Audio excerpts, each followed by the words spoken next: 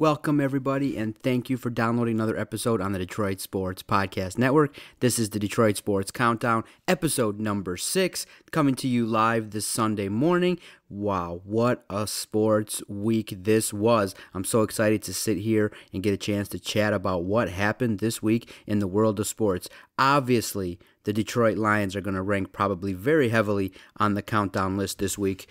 Several news stories came out as a result of the week that was for the Detroit Lions after that terrible performance last week. Got a lot of comments from the producer, Kenny, regarding, man, I'm the producer of a podcast that swears that much, and I just have to tell you, Kenny, yeah, that's what the Detroit Lions will do to you. I mean, when you have an organization that hasn't won and it hasn't won consistently in several years, the fan base got antsy. You had national media ripping the Lions. So that's what happened. After you watched a game like that versus Kansas City in London on a worldwide stage, and they came back, and several news and notes this week from the Detroit Lions. But first on the podcast, we have the Kenny Frenzel honorable mentions, where we have some news and notes that came about in the world of sports that don't make the top 5 list, but definitely are worth you knowing about. And one of the honorable mentions, obviously, is, the Detroit Pistons, who have started their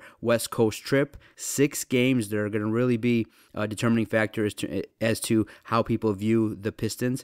A great 3-1 start. They go on the road to Phoenix, and the Morris brothers face off against each other for one of the rare times in their career. Brothers who have played together in college and briefly separated when they got into the NBA, but then reunited with Phoenix. And what a performance by the Detroit Pistons. They got out to a great start. They played very well, very solid. Andre Drummond continues to play very, very well. And they got that all-important first win on the West Coast. They beat the Phoenix Suns, and right now 1-0 on the West Coast trip. They got 5 more games. If they come back having gone 3-3 on the West Coast stint, that'll be just great. But right now, as the Pistons sit there 4-1, they're playing very well and really taking a lot of attention away from the pitiful Detroit Lions. So they make the honorable mention list this week on the Detroit Sports Countdown podcast. Another honorable mention will go to Jacoby Jones. Unfortunately, he made the news this week for not so great news. Suspended by Major League Baseball for substance abuse. Not a good look. I mean, when the Tigers sold at the trade deadline, it was very important. And, you let go of David Price, you let go of Joakim Soria, you let go of Yoenis Cespedes. The pieces that are coming back have to be, productive, and members of the Tigers organization going forward now have to be everybody top to bottom on that roster has to be accountable. And Jacoby Jones is a young player that a lot of people are looking to be a contributor in the future, a prospect. But it goes to show you that sometimes not everybody is ready to handle the pressures of, professional life as an athlete. And in talking to former athletes, in talking to other individuals, it's not that easy to transition from a regular person to a professional sports athlete. And whatever the reason, I know a lot of athletes will say, hey, maybe I didn't know what I'm putting into my body. Whatever. You are responsible as an athlete to know what it is, whether it be supplements, whether you are taking drugs, or if you're going to go down the line of taking performance-enhancing drugs, you can't get caught. And Jacoby Jones fell victim, and he's now suspended 50 games by Major League Baseball. And now you got to look at him a little bit sideways and go, is this guy ready for the limelight? Is this guy ready for the rigors of a Major League Baseball season, having to deal with the media, having to face the pressures that every Major League Baseball player has to face in terms of temptations, how you handle the rigors of being a professional athlete?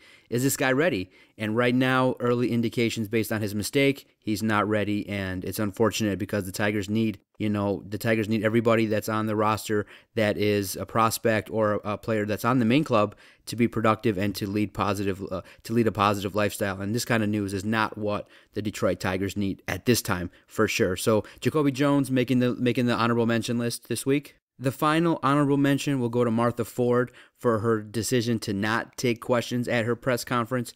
Obviously, the news and notes for the Lions are going to be ranking very high this week on the podcast, so it's definitely stay tuned as we rank the top 5 stories this week in the world of Detroit sports. But Martha Ford came out and made a huge decision for the Detroit Lions organization. She came out, and when the news broke regarding the futures of Martin Mayhew and former President Tom Lewand, she came out and read basically a 90-second statement real quickly, made her points, and told everybody and reiterated the decision that she had made earlier this week on Thursday. A lot of people were a little bit up in arms, saying that why would the owner of the Lions not take questions? Why would she not allow, the media and the fans, the paying constituents of the Lions, the paying investors, not understand what is going on behind the scenes, who is actually helping and making these decisions?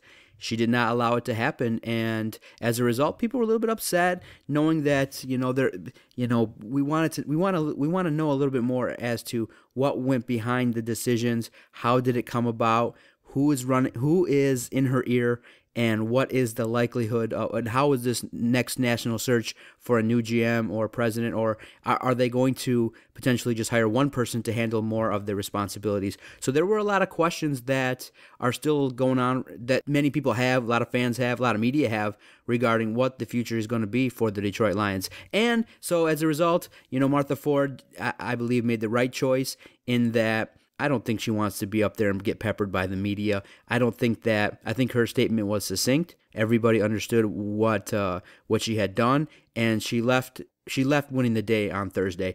I don't think she could have done or said anything more on Thursday that would have helped her. I think the media would have probably asked several type of questions in different ways to try to elicit a response from her, and I don't think at the time she's maybe ready to handle what may come if she has a press conference with the media, because a lot of people at the time, a lot of people are going to ask questions that are going to be challenging in terms of the history of the organization, why they haven't been successful for so long, why is it that Mayhew and Lewand were allowed to stay for so long, and why so many of their draft picks have failed and floundered, and how that has contributed to the Lions' struggles. So I don't think they wanted to do that. I think Martha Ford I personally was like, I wanted to hear more. I want to know those answers. But on her side of things, I think she made the right choice. And so those were the honorable mentions this week. Let's get into the Countdown Podcast. This is the Detroit Sports Countdown Podcast, produced by Kenny Franzel, giving me a lot of great insight regarding the news and notes this week in the world of sports. Shoot out some tweets and texts and questions regarding what kind of happened, if I missed anything or anything like that. And Kenny is always there to shoot off lots of news and notes this week. Number 5 this week on the Detroit Sports Countdown Podcast, Nick Lidstrom and Sergei Fedorov are in Toronto awaiting a Monday ceremony to get inducted into the NHL Hall of Fame. And wow, it's just now we're going to get a chance to celebrate the careers of some of the great Red Wings, because now that era of the Red Wings in the 90s and early 2000s, a lot of the players are retired, and some of them are going to earn a chance to be in the NHL Hall of Fame. And 2 of the former Red Wing players, Nick Lidstrom and Sergei Fedorov, are entering the Hall together. And it's just a great show of respect, a great sign that, it's great to appreciate the former Red Wings, the players that helped contribute to, several Stanley Cup championship runs, several great memories. And it's a chance to reflect on really 2 of the great European players in the world of Detroit sports and the NHL. Nick Lidstrom came over from Sweden, and immediately when he was drafted, people got glimpses of the fact that, wow, this guy could be a very solid defenseman, and he had a great career. And in the end, became the first European captain to lead his team to win the Stanley Cup. Remember that. One of the first European defensive captains to hoist the Stanley Cup and get that trophy first. And so he left a lasting legacy in terms of just how easy he made the defensive position look in hockey. I mean, he's such a great player. He made the routine. He made tough plays look routine, and it really made the game look easy. And Nick Lidstrom was just a great ambassador. He was a great player. He was just a solid all-around professional, and that's all you can ask for in guys that you invest in. And Nick Lidstrom, we had the pleasure of watching him, and he won several Stanley Cups, and he deserves to be in the Hall of Fame. A little bit of news that came out, too, that a lot of people kind of knew about and had talked about, was kind of interesting to bring up again, was that Scotty Bowman did show signs of compassion a little bit, allowing Sergei Fedorov to, take some time out, take some time off, go to Los Angeles, and kind of figure out what the heck was going on with his then girlfriend, Anna Kournikova. It's kind of interesting, looking at it from the outside a little bit, going, wow. Professional athletes do have personal lives, and sometimes they can, when things go awry in their personal life, they can affect play and things like that. And Sergei Fedorov said that when that situation was resolved, when Scotty Bowman allowed him to leave the club and to try to handle things with his former girlfriend and to try to mend things, that he really felt an affinity for Coach Scotty Bowman, and that he actually played harder and was willing to play defense, was willing to do whatever Coach said, because he knew that Scotty Bowman had his back. And it's always nice to see another side of a guy that was regarded as really a tough SOB. Coach Scotty Bowman was really considered a tough-nosed, grinded-out coach, kind of along the lines of Mike Babcock. But, really when you talk to players, when you talk to people who knew Scotty Bowman, he was an individual who definitely wanted to get the best out of you, but at the same time, he may, yell, he may get in your face, he may use some different psychological techniques to try to get the best out of you, but in the end, he did care about his players. He was revered by the majority of the players. But of course, yes, he did rub some people the wrong way, and he was, a tough-nosed guy. And unfortunately, for some people who are weak-minded or not able to handle the pressures or not able to handle when coaches get in their face in certain ways, then, he let them go. And there were several situations, high-profile hockey players who didn't like Scotty Bowman. But in the end, all you got to do is flash those rings, baby. Coach Scotty Bowman has several Stanley Cup championship runs with several teams and spanning several different decades. So what can you say but all due respect to Scotty Bowman? And showed that he cared for his players, and he let Sergei Fedorov leave the team at the time when, the Wings needed him.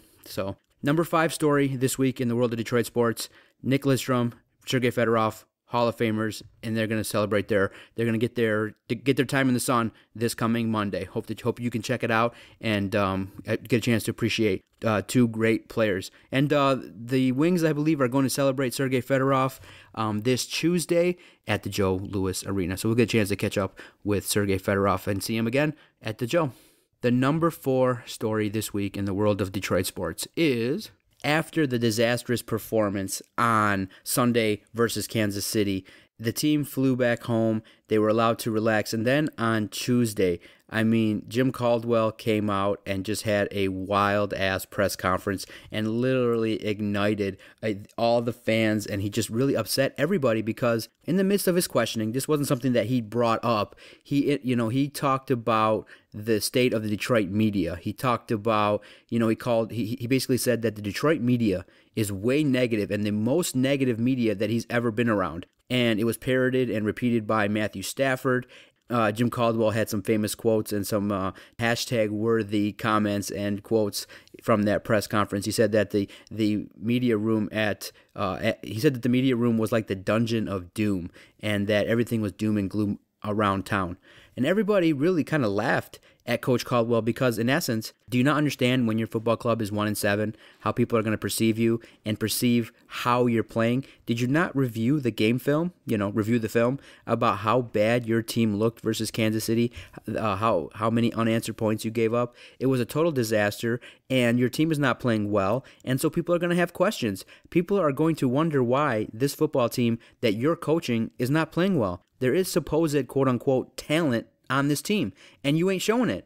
On offense and defense and special teams, the team looks unorganized, the team looks lost, and the team looks unmotivated. Everybody that watches, people can say, well, you're just a blogger or you're just a podcast host, but we have opinions, and everybody else that watches, along the likes of former coach Mike Ditka, Keyshawn Johnson, several other media analysts, each and every announce crew that has watched the Lions the last couple weeks has said, this team is not functioning well, they're not playing well, and they're not talented.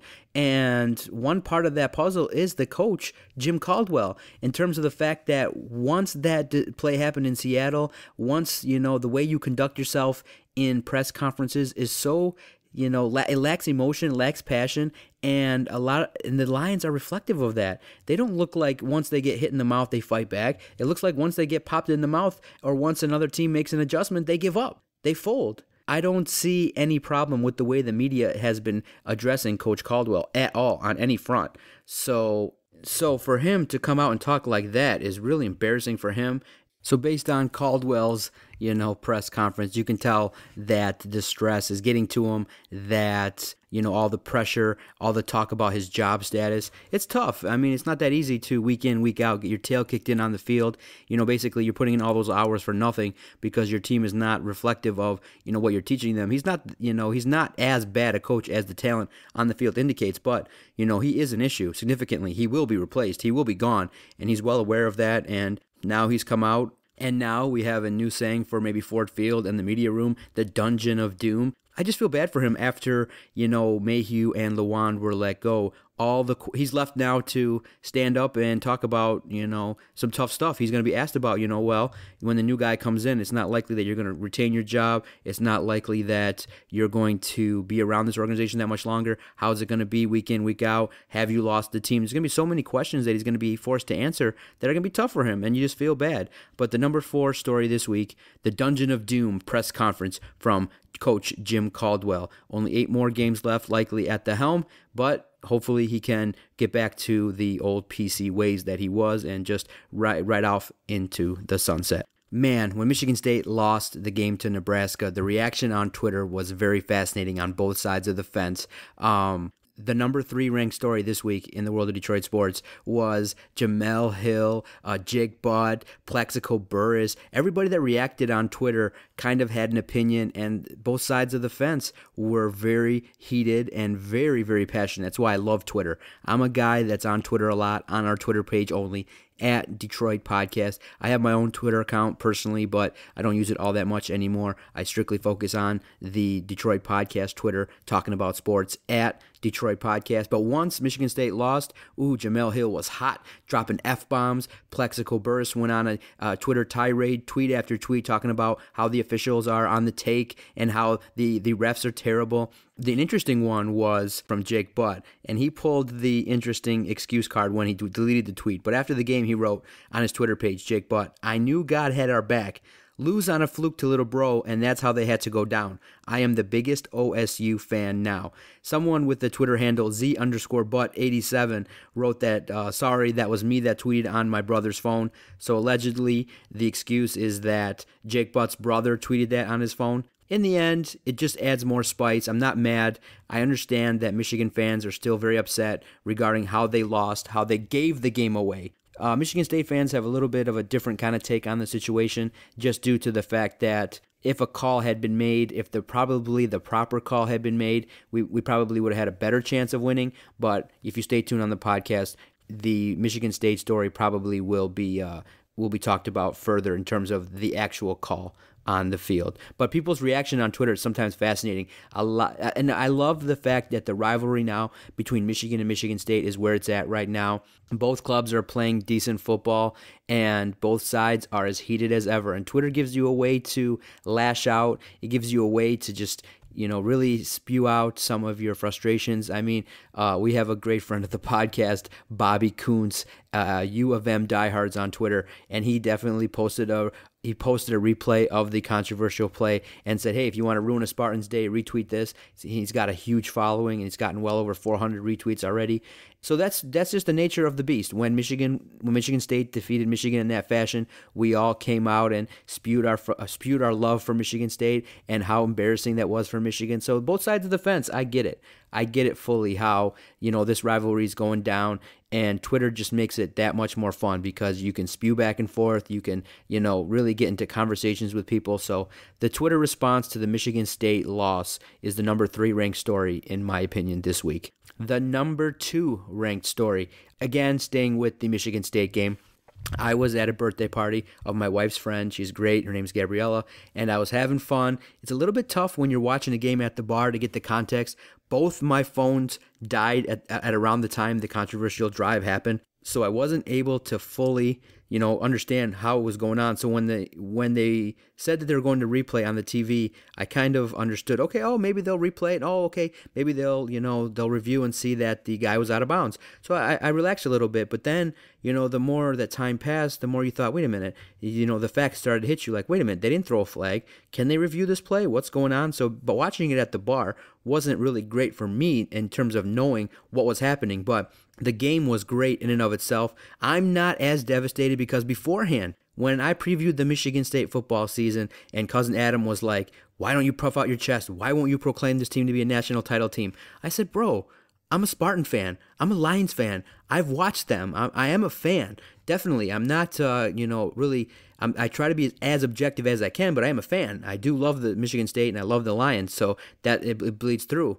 And I'm not ashamed of it. And that's what it is. That's why I love doing this. But going into the season, I said the Spartans would go 10-2 with losses to Oregon and Ohio State.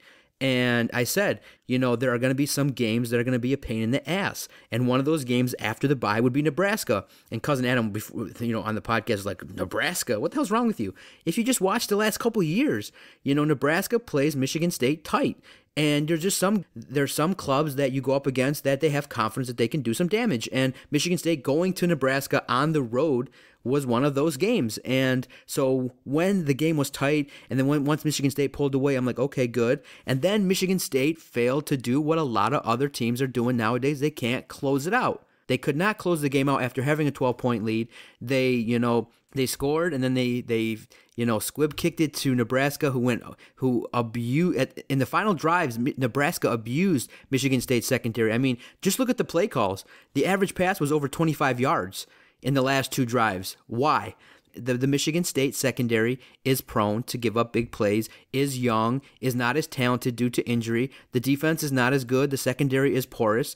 And Nebraska exposed Michigan State. And Michigan State made a bevy of mistakes at the end to lose that game. That controversial call definitely is debatable. But in the end, I take the stance that you don't put it in the hands of the refs. I watch the UFC, and Dana White always comes in, week out, fight after fight, and says, don't let the fight go to the judges. If you want to win the fight, knock the guy out.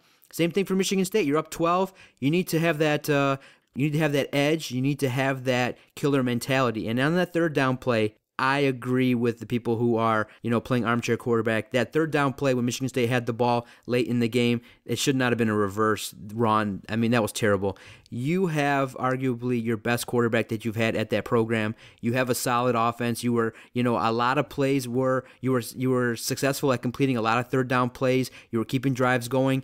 I understand your desire to keep the clock running, but in the end, the way that play shook out, it was a terrible play. It didn't, and because of the penalty, it didn't stop the clock stopped temporarily. So in the end, you made a buffoonish call at that point. You should have probably just called a pass play. You would have cemented the game. Okay, fine. Nebraska gets the ball back. The play before the controversial call, our defender he had the ball in his hand. He had it literally within two. If he just could have cradled it. Literally, if he just could have cradled that football, interception, ball game over, we don't talk about this. Then the play happens. I mean, you all can watch it and judge for yourself. Most people who watch it, who know the rules, are saying that, yeah, the guy was out of bounds. It should have been called. That crew had problems before. They called the Michigan State game, and they've had issues. And it's just one of those things where you don't like it. You don't like the refs to be part of the story. They are in this case.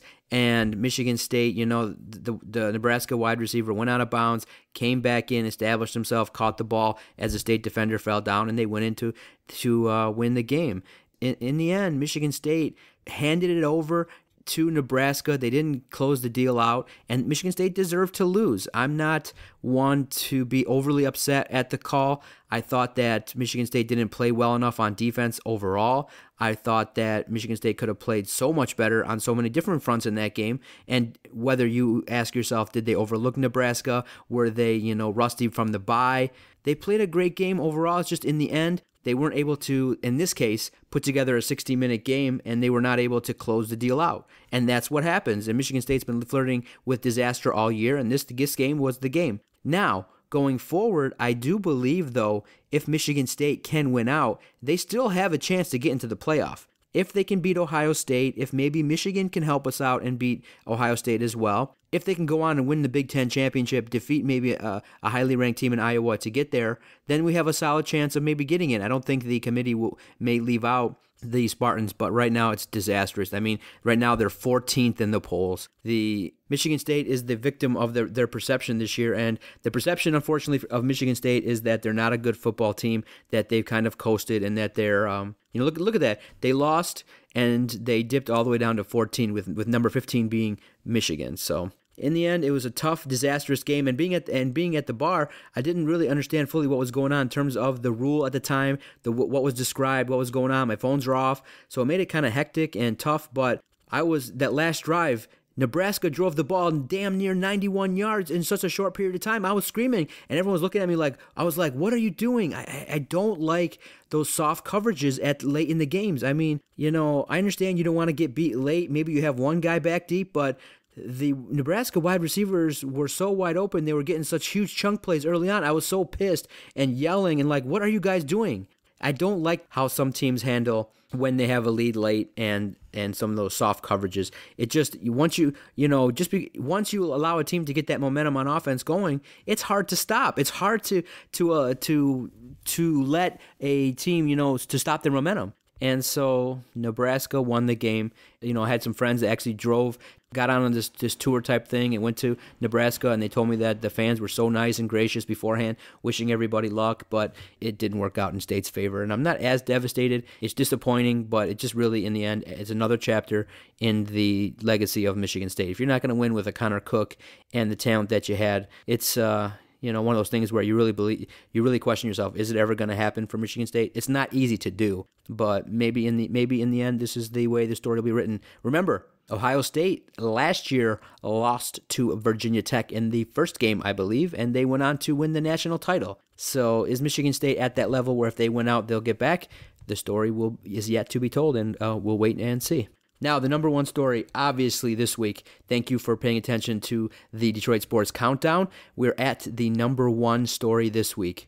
Hallelujah, hallelujah. They did it. The Lions on Thursday, they made the move to set the franchise on a new course.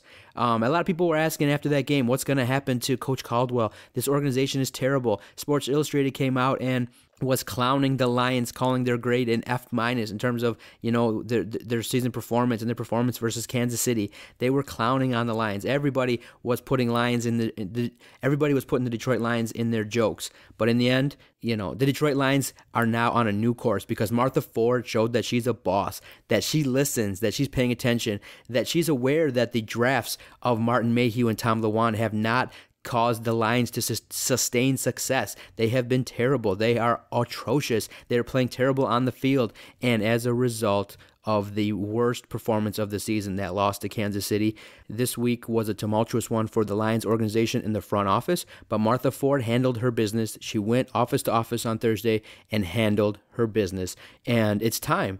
It is time to really shape the course of this franchise. So the number one story this week was Martha Ford firing General Manager Martin Mayhew and longtime President Tom Lewan, thus ending the Matt Millen regime. Hopefully Sheldon White is gone too. Everybody associated with that front office should be gone. PR, everybody should be gone. Really, in essence, the players all should be gone. The coach should be gone and just start over. The top two candidates to potentially take over are Elliot Wolf and Bob Quinn. Elliot Wolf is the son of longtime successful front office person Ron Wolf, and Bob Quinn is a longtime executive with the Patriots. And those two names are very well qualified names. The Lions are going to do a national search. They're going to go out there, they're going to ask, and hopefully they take their time. Half a season to go, the off season, and hopefully they take their time in order to really find the right guy. This hire definitely was the easy choice. I mean, Adam and I championed the position of firing Mayhew and Lewan basically after the third or fourth game. So it wasn't that hard to make that decision. It's just, did the Lions have the guts to make that move? Martha Ford showed that she had the guts and she understand that the fans were upset, that it was time to make this decision.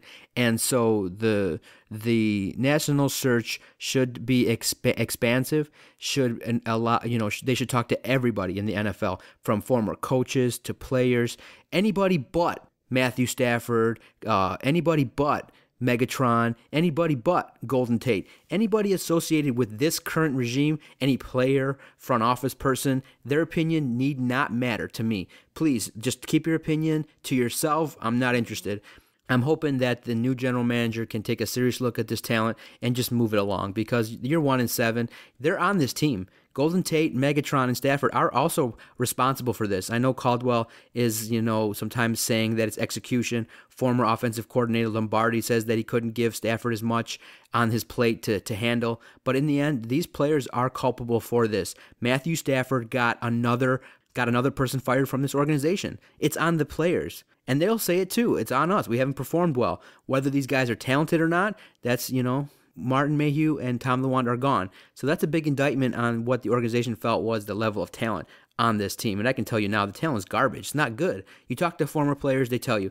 Sometimes there's maybe a question of heart and desire on this team. There's a question of, where's their focus? You got players tweeting out to fans and trying to defend Matthew Stafford instead of, taking that extra 20 minutes to look at film. Seriously? Is that what Sam Martin and Dan Orlovsky want to do, is defend Matthew Stafford to the fans on Twitter, or to defend Matthew Stafford versus reporters? I mean, really just take that extra 15 minutes that you're tweeting, even though you're on vacation, use that time to get better. You guys are supposed to be highly paid athletes who care and are driven. But in the end, if you want to go party in Florida with your significant others, if that's what you want to do during the football season, that's why you guys are in last place, period. There is something to guys who work hard, who get to the gym early, who get to the office early, and who don't maybe go on vacation the week of the bye. Maybe they hit that extra, those extra workouts. Definitely you can rest more, and maybe you can do a little bit less in terms of workouts, but you guys need to prepare. You're 1-7. You don't deserve a vacation. Seriously, you guys are not as good as the rest of the league. You guys are one of the worst teams. Why is that? It's all about it. It's the entire puzzle. The lack of focus, the lack of talent, the lack of execution, the total lack of understanding of what the fans are looking for. So from top to bottom, everybody associated with this current regime is hopefully going to be gone, and we can just start all over. Start fresh. Bring in a guy. If it's not a guy from the Patriots, Seahawks, or Green Bay Packers, I'm going to still be skeptical. But if you bring in Wolf or Quinn, if you bring in someone from Seattle, a club that's been built properly, then we can say, okay, you know what? Then Martha Ford is, someone able to make the proper decisions. But a lot of people are also talking about there's turmoil now in that front office. People are talking like, who's going to run the team? Obviously, Martha Ford is not going to be involved day to day intensely, 18 hours a day running the Lions. That's just not the case. She's going to have a lot of people surrounding her. Who is going to be the person who's going to be the focal point of this organization? Is it going to be one of her daughters? Is Bill Ford going to come back at some point? The question marks at the front office have to be addressed and looked at, because if you lose out on a potential president or GM because of what's going on, or if, the front office is like, you have to take Matthew Stafford, you can't draft anybody else, if they are involved more than they should be, a lot of these questions are going to be explored and looked at in the coming weeks. And I hope that it shakes out in the Lions' favor, because the fans are waiting. We're hungry. We're starving for victory. And it sucks to sit here on a Sunday watching Green Bay and Carolina play a good football game, knowing that next week basically the Lions are going to get squashed. They may play well but lose in the end, but you don't have hope that that's the case. You just kind of are really realistically, objectively saying that the Lions are going to get crushed by Green Bay, and it's a crappy feeling to feel that. But thank you, everybody, for listening to another episode of the Detroit Sports Countdown podcast. To recap, Nick Lidstrom, Sergei Fedorov in the Hall of Fame comes in at number 5. Number 4 is the Dungeon of Doom press conference from Jim Caldwell. Number 3 was a Twitter response from the fans after the Michigan State loss. The number 2 story this week was Michigan State's controversial loss to Nebraska, when the wide receiver from Nebraska was out of bounds, and should the play have been called, should that touchdown have been allowed to stand. A very tough game for the Spartans at number 2. And the number 1 story this week, Martha Ford acting like a boss, totally different than the former owner, William Clay Ford, came in and wiped the slate clean. Mayhew and Lewand are out. Thank you for downloading the many podcasts that are available on the Detroit Sports Podcast Network. All you got to do is go to our website, DetroitSportsPodcast.com. You can find all the podcasts that are available. We're running 6 daily shows every single week, trying to get up to 7, and also trying to release more shows each and every day to provide you with the greatest coverage that you fans deserve. DetroitSportsPodcast.com. This has been the Detroit Sports Countdown Podcast. Thank you very much for downloading. See everybody next week.